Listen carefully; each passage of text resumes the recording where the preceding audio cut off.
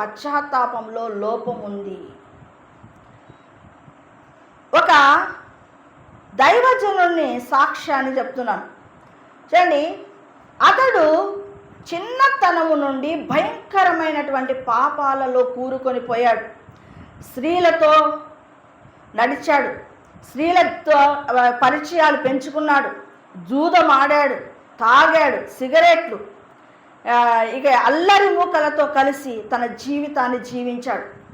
ఒక మనిషి ఎంత భయంకరముగా పాడైపోవాలో అంత భయంకరముగా ఆ వ్యక్తి పాడైపోయాడు. ఒకరోజు ఒక స్త్రీ దగ్గరికి వెళ్ళాలి అనుకుంటున్నాడు.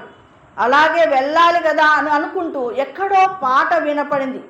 పాట వినపడగానే ఏంటి ఆ పాట విన్న తర్వాత నేను ఆ స్త్రీ దగ్గరికి వెళ్దాం అనుకున్నాడు.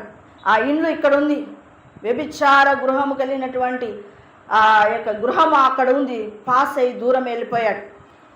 అక్కడ పాట ఎంతో మధురముగా అనిపించింది. ఎప్పుడు కూడా అటువంటి స్థలాలకు వెళ్ళిన వాడు కాదు.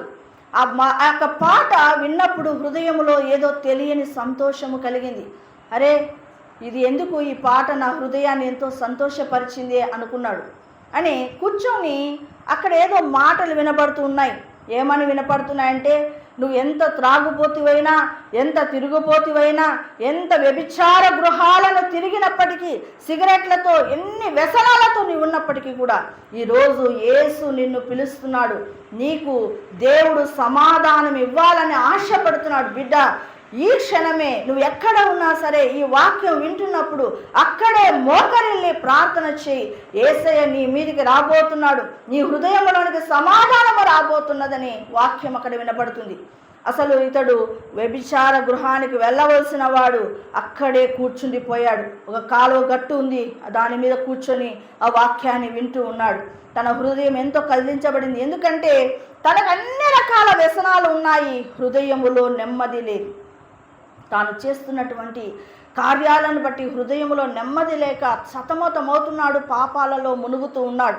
ఇక తాను అనుకున్నాడు, అక్కడ సేవకుడు చెబుతున్నటువంటి మాటలు ఏవైతే ఉన్నాయో వాటికి ఒబే కావాలని చెప్పి అక్కడే ఆ ప్రాంతంలోనే మోకాలున్నాడు. మోకాలు ఉండి, ప్రభువా, నేను చాలా ఘోరమైన పాపిని ప్రభువా, నా పాపాలను క్షమించడానికి వీలే లేదు, అటువంటి ఘోర పాపాల్లో నేను కూరుకొని పోయాను, మరి నన్ను రక్షించగలవాడు ఎవడూ లేడని నేను నా జీవితమును ఇలాగే అర్థము చేసుకుందాం అనుకున్నాను. కానీ ఈరోజు నీ మాటలు నేను వింటున్నాను ప్రభువా, నా జీవితంలోకి నీవు వస్తే కానా నాకు నెమ్మది కలుగుతుంది ప్రభువా. ఏదో ఆయన చెప్తున్నాడు, యేసయ్యను హృదయంలోకి చేర్చుకుంటే నెమ్మది వస్తుందట, సమాధానం వస్తుందని చెప్తున్నారు. కాబట్టి ఈ దినము నేను ఇక్కడ మోకరిల్లుతున్నాను ప్రభువా, హృదయపూర్వకంగానే నేను నిన్ను పిలుస్తున్నాను, నా హృదయములోకి రావా ప్రభువా అన్నాడు. అనగానే ఆ యొక్క మాట అంటున్నాడు, లోతుగా అతడు తాకబడ్డాడు. ఎంతో వెక్కి వెక్కి వెక్కి వెక్కి ఏడ్చాడు. ఎందుకు ఏడుస్తున్నాడు అతనికి అర్థం కాలేదు. చూడండి, తన పాపముల విషయమై ఒక్కొక్కటి జ్ఞాపకానికి వస్తూ ఉన్నాయి. భయంకరంగా ఏడుస్తూ ఉన్నాడు.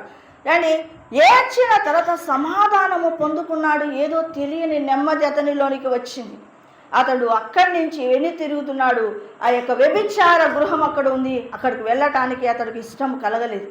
వెంటనే నేరుగా ఇంటికి వెళ్ళాడు, తన జీవితాన్ని మార్చుకున్నాడు, మందిరానికి వెళ్ళాడు, ఆత్మీయంగా చక్కగా ఎదిగాడు.